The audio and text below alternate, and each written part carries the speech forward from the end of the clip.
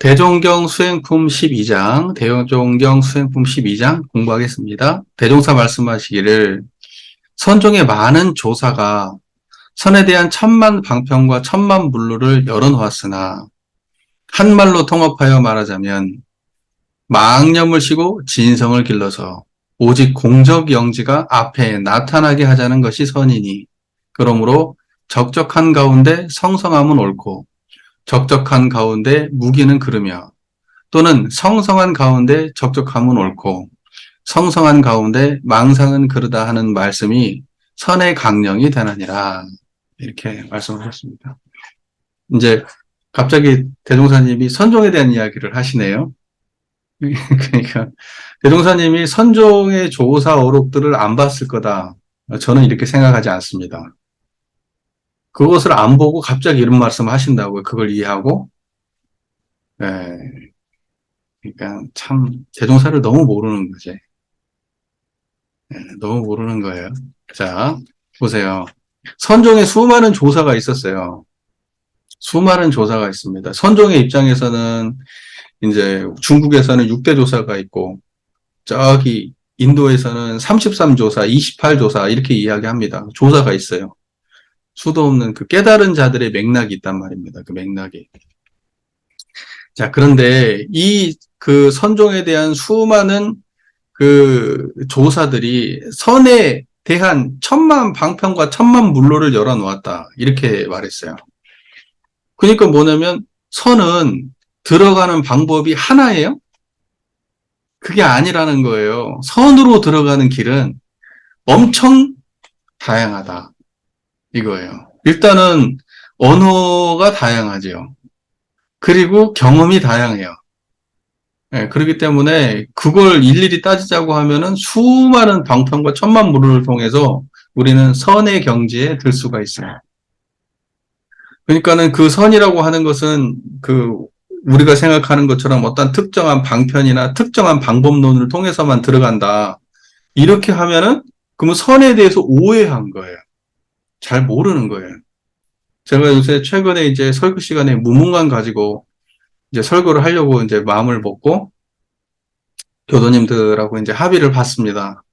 합의를 봤다기보단 제가 말씀드리니까 그냥 동의해 주신 거죠.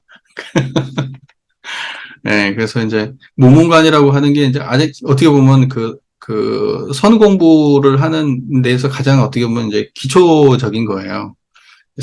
공안이 48개밖에 안 되고, 그래서 그 나름대로 이제 엄선한 공안들이거든요.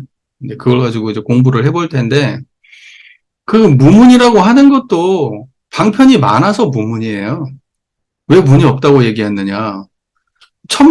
수많은 사람들이, 세상에 그 수많은 일체 중생들이 문이 있다고 하면은 대단한 능력 있는 사람도 못 들어가고 문이 없기 때문에 수많은 사람이 들어온다. 이런 뜻이거든요. 그게 무문관이에요. 그 무문의 관문을 통과하려면 무문의 관문이라고 하는 것은 누구나 들어올 수 있는 문이다. 이런 뜻입니다. 대포가. 이게 지금 대동사께서 말씀하신 그거 관련 있는 말씀이시죠. 선종의 수많은 조사가 선에 대한 천만 방편과 천만 물론을 열어놨다. 그러니까 천만 방편과 천만 물론을 통해서 선으로 들어올 수 있다. 이거예요. 그게 무문의 경지입니다. 문이 없는 경지. 그러니까 우리가 조심해야 될 것은 뭐냐면 대종사께서도 이러한 견해를 가지셨고 그래서 사실은 공부하는 방법론을 특정하지 않은 거예요. 이것만 해라 이렇게. 그러면서 여러 가지 사람들의 근기에 따라서 법을 베풀 수 있도록 3대령을 양성하도록 11과목이라고 하는 정기훈련 방법론을 열어놓으신 거예요. 좀 구체화 시켜가지고 이런 방법이 있어 하고. 무슨 말인지 제 말 이해가 되시죠? 제가 엄청나게 이 말 많이 강조하잖아요. 특정한 방법론을 이것만을 통해서 우리는 그 깨달음의 경지에 들 수 있어. 그러면 아무리 재질이 좋은 특별한 놈도 못 들어온다는 거예요. 못 들어와요, 거기에는. 여기에는 절대 특정한 방법이 통하지 않습니다. 거기에만 집착하면 절대 그 선의 경지에 들 수 없어요. 여기서 말하는 선이라고 하는 것은 우리로 따지면 이론상의 자리예요. 이게 선이다 이렇게 표현하는 겁니다. 무슨 말인지 잘 이해가 되시죠? 제 말이. 예, 별로 어렵지 않죠. 제 말, 설명이. 예. 자, 그래서요, 우리가 이제 보통 그, 이 선 그러면은, 어떤 그 방법인 줄 알아요. 예를 들면. 선 그러면은, 이렇게 다리를 이렇게 반자로 틀고 앉아가지고, 그 다음에 저기 뭐죠, 요렇게 어떤 그, 허리를 꼿꼿이 세우고, 뭐, 이렇게 하는 그 방법을 선이라고 한다. 이렇게 생각하잖아요. 그러니까 그것이 일반적인 견해고 틀린 말이라고 할 수도 없어요. 그것이. 선이라고 하는 것은 우리가 깨달음으로 들어가는 방법일 수 있어요. 이게 일단 1차적 해석이에요.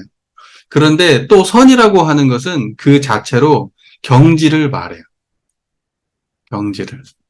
그래서 우리가 선한다 그러면 앉아가지고 어떤 그 이렇게 행위를 한다. 이것이 선한다. 이렇게 바꿀 수도 있지만 선한다 하는 그 말은 뭐냐면 내가 그 경지를 지금 유지하고 체험하고 있다. 이런 말하고도 같은 말이에요.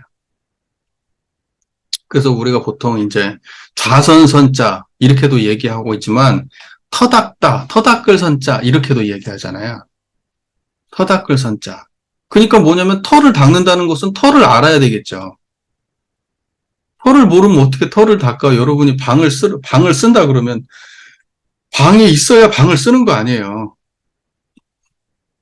여러분이 방을 쓰려고 하면 여러분이 방에 있어야 방을 쓰는 거잖아요. 여러분이 어떤 일을 한다 하면 그 상황에 여러분이 놓여져야 그 일을 하는 거잖아요. 여러분이 무언가를 본다 그러면 보는 대상 앞에 서 있어야 보는 거잖아요. 그러니까 선을 닦는다 이 뜻은 뭐냐면 행위가 있지만 사실은 닦는 대상이 함께 존재해야 선을 닦는 거예요. 그러니까 터 닦는다라고 했을 때 내가 터 자리에 있어야 터를 닦는 거지 터를 모르고 터를 닦을 수는 없어요. 그 무슨 말인지 잘 이해가 되시죠? 그 헷갈리지 않으시죠? 네, 그러니까는 선이라고 하는 것은 방법론도 되면서 선이라고 하는 것은 그 경지를 포함한 말이다. 그래서 우리가 선 공부한다 이렇게 얘기하면 내가 앉아서 좌선한다는 의미도 되지만 내가 선의 경지를 닦는다. 내가 닦아야 터를 내가 마음의 터자리를 닦는다. 내가 거기를 노력한다. 할 때 내가 선한다. 선 공부한다. 이런 말이 동시에 융통되는 말이다. 라는 말이에요. 이해되셨죠? 그러니까 방법으로만 생각하지 마라. 이거예요. 그래서 여기에서 말씀하시는 선종의 많은 조사가 선에 대한 천만 방편과 천만 불로를 열어놓았다 할 때에서는 그 선은 방법론만을 말하는 것이 아니라 경지를 표함한 말이다. 이렇게 이해하셔야 돼요. 그러니까 수많은 방법을 조사들이 말씀해 주셨지만 그것은 방법만을 말하는 게 아니라 들어가는 수많은 경지에 대해서도 말을 하는 거예요. 이쪽 방향으로도 들어오고 저쪽 방향으로도 들어오고 막 들어올 수 있는 거예요. 선이라고 하는 거. 예를 들면 소리를 듣고 깨달을 수 있죠. 무언가를 쳐다보다 깨달을 수 있고 그다음에 누군가가 질문을 듣고 깨달을 수 있고 내가 설명하다 깨달을 수도 있어요. 누구한테 방망이로 두드려 맞다 깨달을 수도 있고 싸대기를 맞다 깨달을 수도 있고 차 한 잔을 마시다 깨달을 수도 있어요. 네. 고기를 갖다가 놔두고 탈을 꽂아놓고 어디가 정하고 어디가 추하냐고 그 소리를 듣고 깨달을 수도 있고요. 지나가다가 돌불에 걸려서 넘어졌을 때 아! 할 때 깨달을 수도 있는 거예요. 깨달음이 뭡니까? 하는데 소리를 빡 지르니까 깜짝 놀라서 깨달을 수도 있어요. 깨달는 것은 그렇게 다양한 거예요. 그러지 한쪽 물로만 열려 있는 게 아닙니다. 자, 이 말에 대해서는 정리가 잘 됐을 거라고 생각하고 그러면서 한말로 통합하여 말하자면 결과적으로 수많은 방편과 수많은 그 깨달음에 대한 조사들의 이야기는 하나로 귀결돼 결과적으로 그 모든 건 뭐 하자는 거냐? 통합적으로. 그, 그 수많은 다양한 방편을 통해서 어디로 들어오자는 거냐?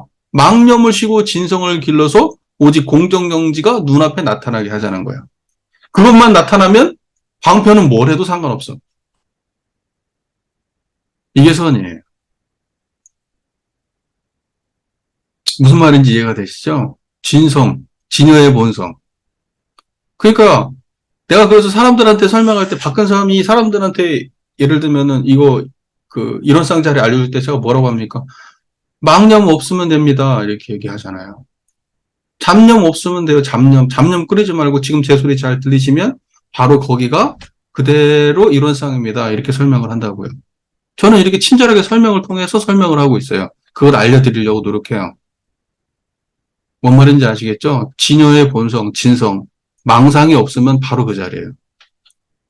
망상이 없으면. 잡념이 없으면 그냥 그게 진성이에요. 그리고 그게 텅 비고 고요하고 신령스럽고 알아요. 그 자리는 텅 비고 그 망상이 없는 그 자리는 텅 비고 고요해서 신령스럽게 아는 공정영재예요. 그것이 눈앞에 나타났다 하니까 눈을 떴을 때만 보이냐, 눈 감아도 보여야 돼요. 그러면 눈앞에만 나타나냐, 귓전에도 들려야 돼요. 그러면 귀에만 들리냐, 느낌 앞에 있어야 돼요. 생각의 이면에 있어요. 여러분들이 알면 이 말이 다 이해가 되는 거예요.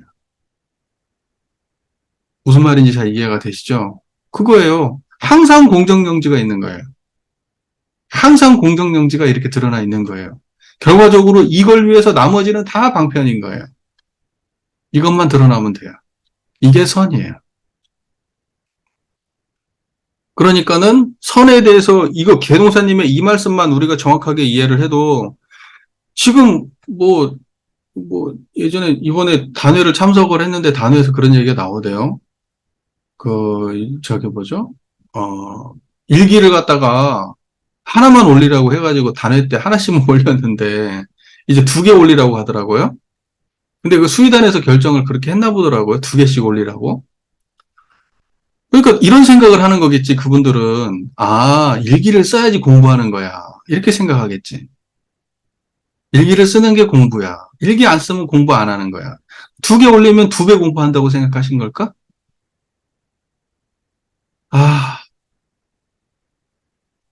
그래서 저는요, 마음이 참 아련해. 이거 어떻게 표현해야 되지? 짜증을 낼 수도 없고, 화를 낼 수도 없고, 그건 너무 많이 했고, 그동안. 입을 딱 다물면 마음속에 마음이 아련해. 저쪽에서 뭔가 시려와. 슬픔도 있는 것 같고. 참, 기껏 우리 수준이 이래요. 그래서 난 혁신에 대해서 뭐 의견 내라고 하길래 내가 손 들고 그 얘기, 농담 반 진담 반으로 얘기했어. 혁신에 대해서 뭐 이렇게 의견 제출해야 된다고 그래서. 일기 없애죠. 그게 제가 보기 혁신 같습니다. 일기 제출을 없애는 건 어떻겠습니까? 전 교단 교무님들부터 시작해서 교도들이 일기에 미쳐 있는 거예요. 일기에. 본질로 들어갈 생각을 안 해. 물론 일기를 써서 본질로 들어갈 수도 있겠지. 하나의 방편은 된다니까. 그런데 하나의 방편을 강조하면 천리마라도 따라잡을 수 없다고 내가 이번에 설교에 안 해요. 거기에. 문이라고 만약에 여기에 문이 있다고 한다면 어느 누구도 들어갈 수 없을 것이다. 그렇게 얘기하더라고요. 부문관에서. 여기에 문이 없기 때문에 누구나 들어올 수 있다. 이렇게 말하더라고. 근데 원불교는 문이 좁아. 하나밖에 없네, 일기? 정말 진짜. 이거 다 항마 이상 되신 분들 아니에요. 기가 막힐 노릇이지. 기가 막힐 노릇이에요. 그만해야죠. 그냥 아련하게 남겨놔야지. 아련하게. 그러므로 적적한 가운데 성성함은 옳고 적적하다는 건 청정하다는 거예요. 적적과 성성은 이런 말이에요. 청정한 가운데 청정한 게 죽어 있는 게 아니라 청정한 가운데 모든 걸 드러내잖아요. 이렇게 화내는 거 이렇게 제가 이렇게 말하고 한 가운데 적적하단 말이에요. 적적하다는 것은 입을 다물어서 적적한 게 아니에요. 이렇게 성성하게 활동하게 활발하는데 적적하다니까. 그 말 이해되시죠? 적적. 고요하고 고요하다니까요? 안정되어 있어. 이렇게 떠들어대는데도 불구하고. 그러니까 적적한 가운데 성성하면 옳다. 이렇게 말한 거예요. 이 두 가지가 동시에 이렇게 드러나면 옳은 거예요. 그런데 적적한 가운데 무기, 멍한 거예요. 적적한 가운데 멍해. 그러면 그것은 그런 거예요. 또는 이게 성성한 가운데 적적해. 적적성성 같은 말이에요. 왜 말을 반대로 했는가는 모르겠지만. 성성한 가운데 적적하면 오라. 그러니까 적적성성이 동시에 드러나면 무조건 오라. 그런데 성성한 가운데 망상이야. 그러면 그건 그러다. 그러니까 한마디로 얘기하면 적적성성이 옳다. 적적한 가운데 무기에 떨어진다. 예를 들면 적적한 가운데 무기는 거의 잠자거나, 예를 들면 멍하거나 이런 거예요. 이게 적적한 가운데 무기예요. 성성한 가운데 망상은 뭐냐면 이렇게 막 오만 잡념을 끓이는 거예요. 오만 잡념을 끓여. 이것이 바로 성성한 가운데 망상이에요.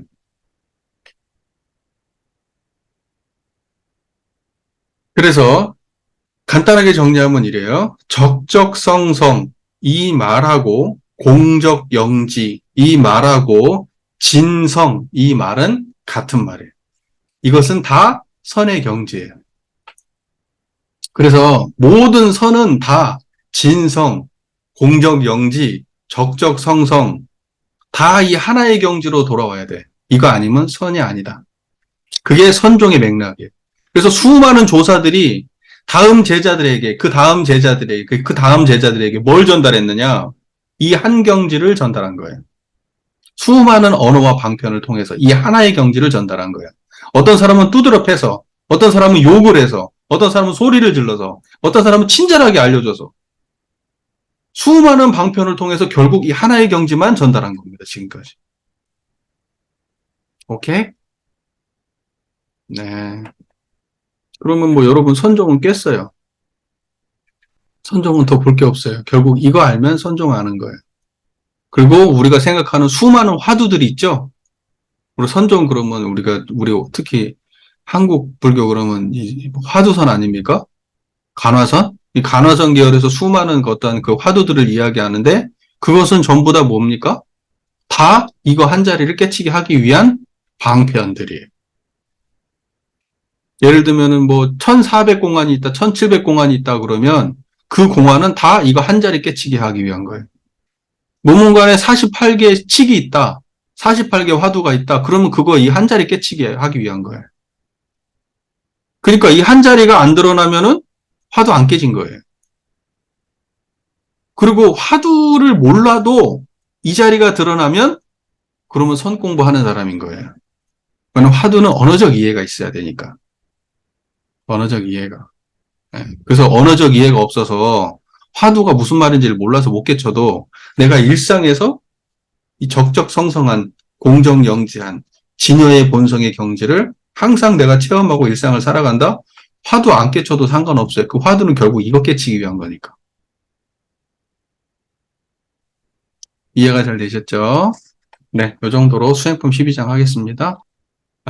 여하튼, 계속 공부하고 있는 모습이, 그게 우리가 그냥 계속 지켜가야 될 우리의 정체성인 것 같아요. 이게 우리 계속 넘어지지. 안 되고 또 넘어지고, 안 되고 넘어지고. 남들 보기 창피할 정도로 무능하고 부족해 보이고, 설교 단상에 서기가 참 민망할 정도로, 나는 참 내가 좀 그렇게 보이고, 그래도 공부하잖아. 그 와중에도. 그게 그런 줄 알아.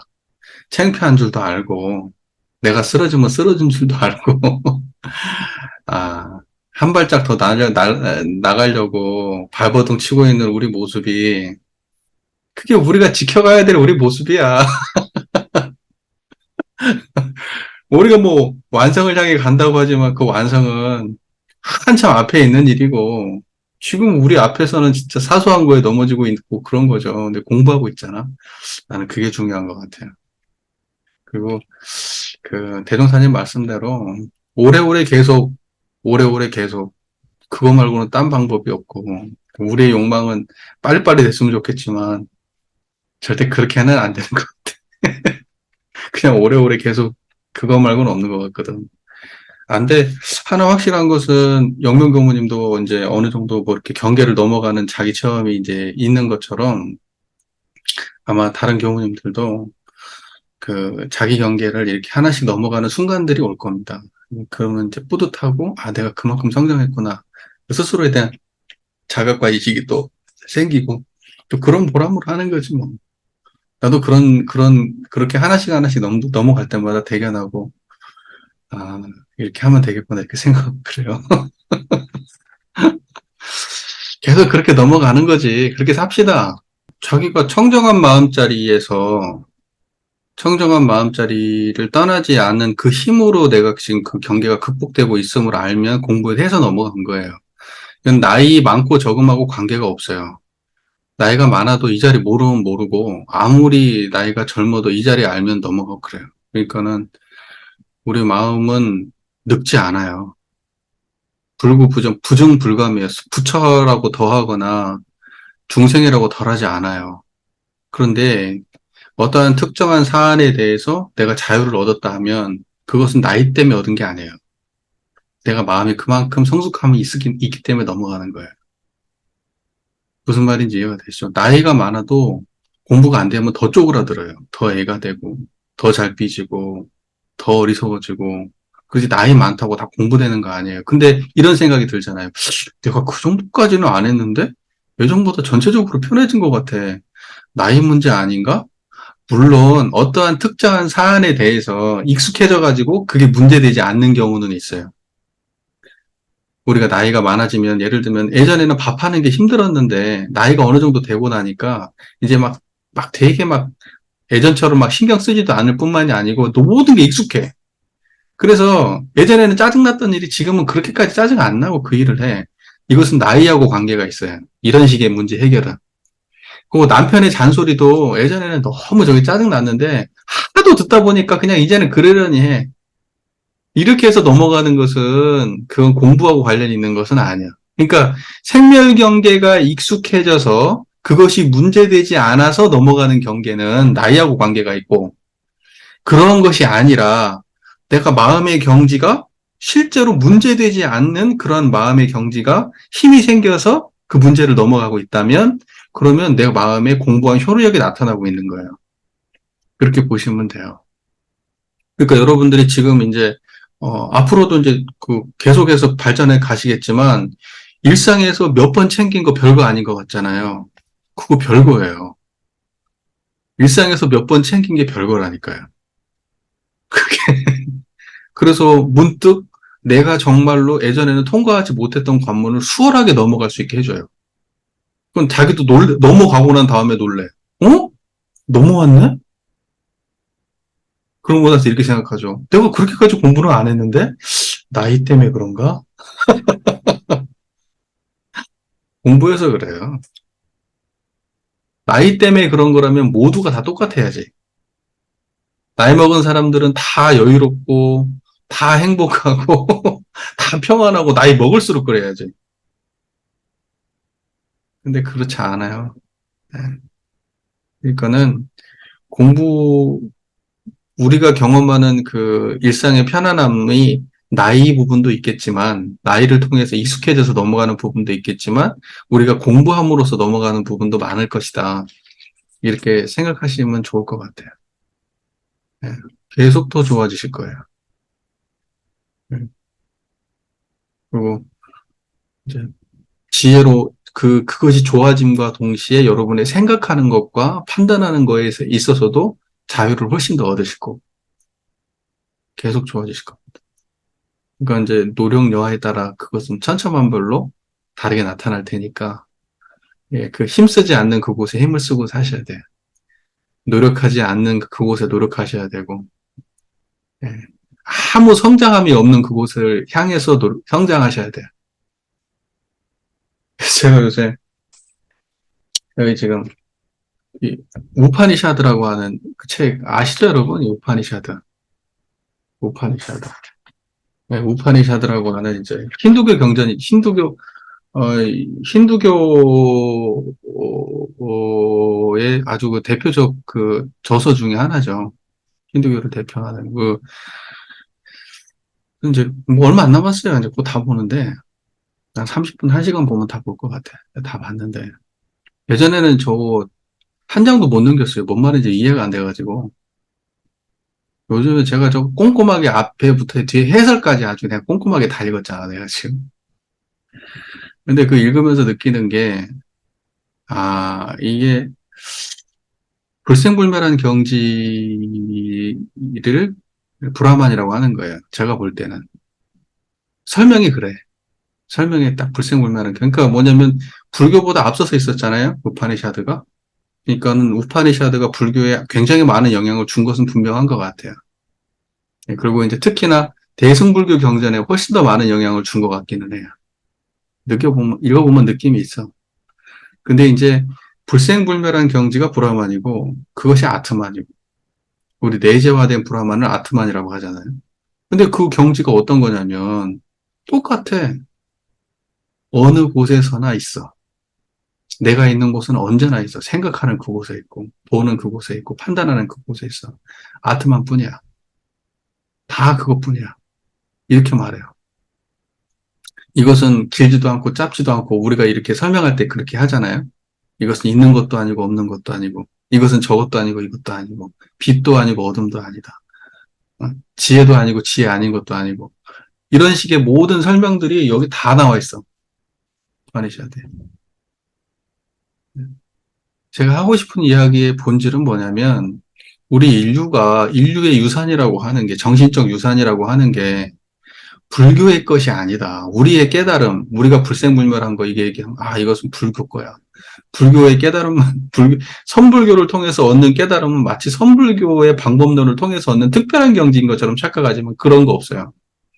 우리 수많은 종교가에서 이야기하는 깨달음의 공통 분모는 모든 인류가 원래 가지고 있는 것들이에요. 그래서 이건 종교에 국한되는 게 아니에요. 모든 인류의 것이지. 그러니까 대종사님은 처음부터 이러한 지점에 주목하신 거예요. 그러니까는 우리 원불교는 사실은 그 인류의 깨달음의 맥을 이은 것이지 특정한 종파의 맥을 이은 것이 아니다. 이것을 우리 교무님들께서 좀 자각해 주셨으면 하는 게 제 개인적 바람이에요. 그러니까 특정한 거에 우리 것이 들어가 버리면 그러면 우리 것은 그 특정한 것의 것이 되어 버려요. 물론 거기에 설명에 있어서 제가 안타까운 것은 뭐냐면 불교하고 확실히 구분된다고 느꼈던 점은 있어요. 브라만이나 아트만에 대해서 너무나 신적 절대성을 부여하고 있어요. 신적인 실체야. 우리는 이 청정한 이 자리는 실체 없음으로써의 실체인데, 그런다고 해서 의지를 갖는 실체는 아니잖아요? 얘가 우리한테 무슨 명령을 합니까? 세상의 모든 것은 인과대로 작동할 뿐이지, 그걸 드러내줄 뿐이지, 어떠한 명령과 의지를 부여하지 않는데, 이 우파니샤드에서의 등장하는 브라만과 아트만은 세상의 존재의 의지를 가진 그러한 신이에요. 그러니까는 사실은 부처님이 이거의 아트만을 부정하고 나온 거예요. 아트만에 대한 설명은 내가 보기에 취했지만 아트만의 설명이 신적인 방향으로 흘러가는 것은 부정한 거예요. 저는 그런 느낌이 딱 왔어요. 읽어보면서 느낌이. 절대 긍정할 수 없죠. 저도 그건 긍정이 안 돼요. 글을 읽어보면 너무 아름답고 정말 신을 찬양하는 신의 절대성과 위대함을 그냥 뼈저리게 느끼게는 되지만 너무 넘어갔지. 너무 넘어갔어요. 그러니까는 부처님은 인과에 대한 설명을 하시죠. 인과에 대한 설명. 철저하게, 연기밖에 없다. 이렇게 설명을 한단 말이에요. 그러지, 세상에 존재하는 것이 신이 들어서, 신의 의지대로 세상이 존재되지 않는다. 그런데 이 우파니샤드에서는 그 브라만이라고 하는 신의 존재가 세상을 탄생시켰다고 말하거든요. 실제로. 그리고 브라만 안에서 나왔다. 브라만 안에서 실제로 이런 것들이 존재한 것처럼 설명을 해요. 산이, 강이, 나무가, 들이, 사람이 브라만 안에 이미 있었어. 그래서 브라만이 의지를 가지고 세상을 향해서 내뿜어서 만들어냈다가 다시 브라만이 걷어가. 이런 식의 설명들이 있거든요. 근데 그런 게 있냐고. 없어요. 세상에 존재하는 모든 것들은 다 연기 관계로 존재하지.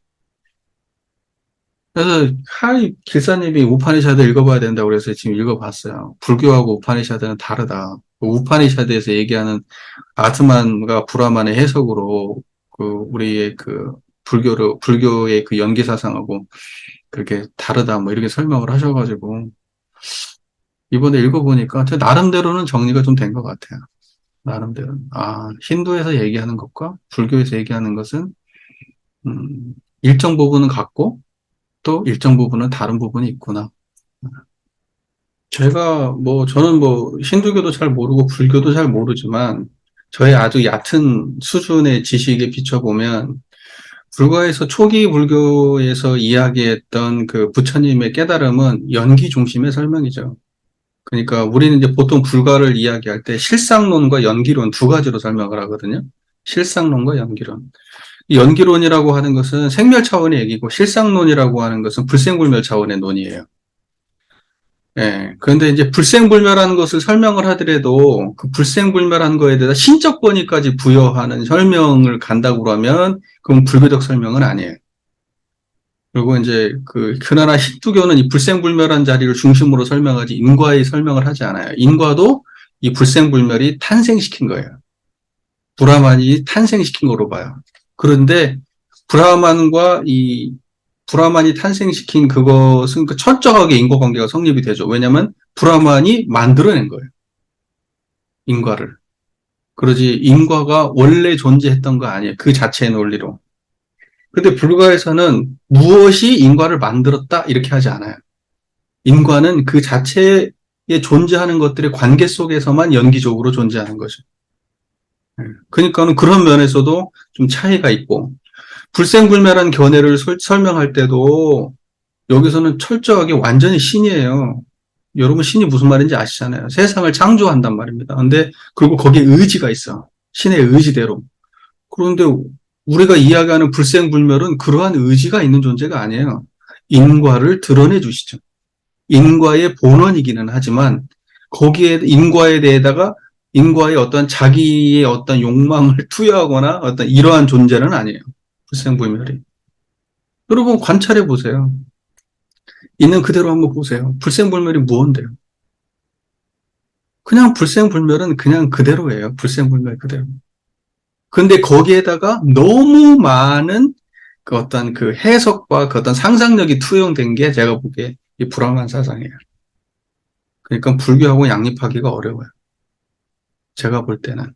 근데 내용을 보면은 너무나 실상에 우리가 얘기하는 우리 실상적 차원에서 불생불멸을 설명하는 것과 그냥 똑같아요. 예, 하나도 다르지 않아요. 그냥 그대로 설명해요. 그냥. 우리가 불생불멸 설명하는 거 그대로예요.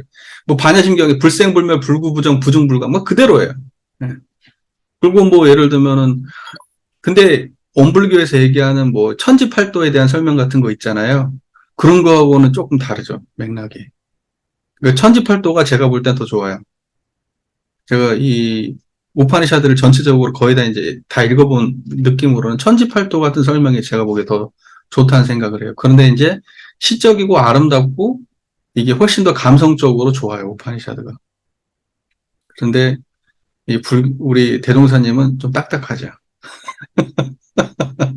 너무 원리적이고 딱딱한데, 그렇지만 훨씬 더 제가 보기에 다양하게 밝혔고, 불생불멸한 경지 안에 불생불멸한 경지를 설명하는 그게 굉장히 뉘앙스가 엄청 많이 달라요. 실체가 있는 어떤 신적 존재로 표현을 해요. 네. 이건 내가 글을 보면서 말씀을 드려야지 제가 이렇게 설명하면 이렇게 다 말씀 못 드리겠지만, 나중에 이제 제가 이제 이런 것들도 참고로 계속 사서 계속 보고 있고 하는 이유가, 이제 앞으로 우리 공부 모임 할 때 이거 다 공부할 거거든요. 예. 그래서 상식적으로 알아야죠. 요즘에 영성 얘기하는 사람들 전부 다 기본적으로 우파니샤드적인 그런 태도를 가지고 다 하거든요. 예. 그렇기 때문에 상식적으로는 그냥 공부해둘 필요가 있다고 생각해요. 예. 뭔 질문을 했는지 하여튼 내가 질문에 답을 제대로 했는지 모르겠네. 예. 그러니까는 불가에서는 기본적으로 실상론과 연결은 두 가지가 공존합니다. 그리고 이것이 예전에는 양립이 안 됐었어요. 철학적으로. 그래서 그러나 예를 들면은 예를 들면 불생불멸과 생멸이 양립한다라고 하는 그러한 어떤 체험, 그 두 개가 서로 떠나지 않는다고 하는 체험으로 이제 인류의 깨달음이 전개되어 왔고, 그걸 적극적으로 대동사께서 딱 불생불멸과 인과보응이라고 정리하신 거예요. 저는 그렇게 봐요. 예. 그리고 이러한 식의 논의는 예전부터 다 있어 왔어요. 지금 이제 온불교적으로 이론상 이렇게 해가지고 불생불멸과 인과보응 이렇게 정의한 것은 수많은 과거의 깨달음 안에서 그 두 가지, 실상론과 연결은 그 두 가지의 설명이 이렇게 하나로 통합된 설명이다. 저는 그렇게 보는 거죠. 그러니까 우파니샤드는 철저하게 실상론적 설명이에요. 불가로 따지면. 연결론적 설명 거의 없어요. 불교는 거의 연결론적 설명이에요. 초기 불교. 실상론적 설명이 없어요. 대승불교로 넘어오면 그건 거의 판타지 수준이지만 찾아보면은 그래도 거의 실상론적 설명으로 넘어오기 시작을 해요. 그러니까 대승불교가 우파니샤드하고 너무 닮았어요. 제가 볼 때는. 네. 그러니까는 이제 필요에 의해서 왔다 갔다 하는 것 같긴 한데 결과적으로는 인류는 딱 이 두 가지 설명을 하는 것 같아요. 쇼펜하우어가 여기도 보면 그런 얘기 잠깐 나오는데 쇼펜하우어 의지와 표상으로서의 세계라는 그 설명을 하거든요. 그 사람이 불교에 대한 지식이 약간 좀 부족했다 이렇게 설명을 하기도 하는데 제가 보기엔 불교를 공부한 게 아니라 불교보다는 훨씬 더 우파니샤드를 공부한 것 같다는 느낌을 받아요. 우파니샤드에서 나와 있는 그러한 느낌의 설명이에요. 쇼펜하우어가 얘기하는 그 의지의 세계도 결국은 브라만의 세계예요. 브라만의 의지라고. 그것은 무엇라고 규정할 수 없지만 그것이 있음으로 해서 세상이 이렇게 표상되는 거거든요. 네, 그래서 실제로 표상된 세계 속에서 살아가고 있는 우리는 결과적으로 우리의 의지대로 살아가는 게 아니에요. 신의 의지 속에서 살아가는 거죠. 그 두 가지를 합쳐서 우리가 살고 있는 세계를 의지와 표상으로서의 세계라고 그렇게 정의를 해요. 갑자기 배경 설명 없이 툭 튀어나와가지고 이게 어떻게 받아들일지는 모르겠지만 그러니까 저는 그래서 쇼펜하우어가 불교 공부를 제대로 안 했다기보다는 우파니샤드 쪽을 너무 많이 공부한 것이다. 그쪽에 더 심취한 사람이기 때문에 이 불생불멸한 경제를 의지로 설명을 했다. 저는 그런 느낌을 받아요. 기독교인이 받아들이기 훨씬 더 수월해요. 우파니샤드는. 우파니샤드는 그대로 기독교 신의 모습인데 훨씬 더 구체적이고 합리적이고 이성적으로 설명 가능하게 신의 모습을 설명하고 있어요. 훨씬 더 초월적이고. 그러니까는 기독교 전통을 가진 사람이 신영성 이야기를 하려면 당연히 우파니샤드를 보면서 이야기하겠지. 그런데 불교를 공부한 사람들이 볼 때는 저거 신인데? 불교 아닌데? 이렇게 생각할 거예요. 그러니까는 신영성주의는 불교하고 맥락이 다 있다기보다는 힌두하고 맥락이 다 있는 거예요. 기독교하고. 오해하면 안 되는 것 중에 하나가 뭐냐면 불생불멸과 인과보응에 대해서 인과보응의 차원에서 우리가 경험하는 모든 경험 세계는 익숙하면 익숙해지는 거예요. 그러니까는 익숙해지면 번뇌가 없어지고 그냥 익숙한 대로 반복적으로 되는 거예요. 그러니까 반복된 습관을 통해서 익숙해지고 그 익숙함으로 인해서 편안해지는 게 그게 인과보응의 세계고 불생불멸은 그거하고 상관없어요. 그 일이 익숙해도 청정하고 그 일이 편안해도 청정해. 그래서 익숙함이나 편안함이나 그것과 관계없이 항상 있는 자리고 내가 인과보응적으로는 일의 편안함은 당연히 그것은 일에 노력을 많이 해서 그냥 익숙해지면 생각 없이 하는 거. 우리가 어디를 걸어갈 때 그냥 걸어가잖아요.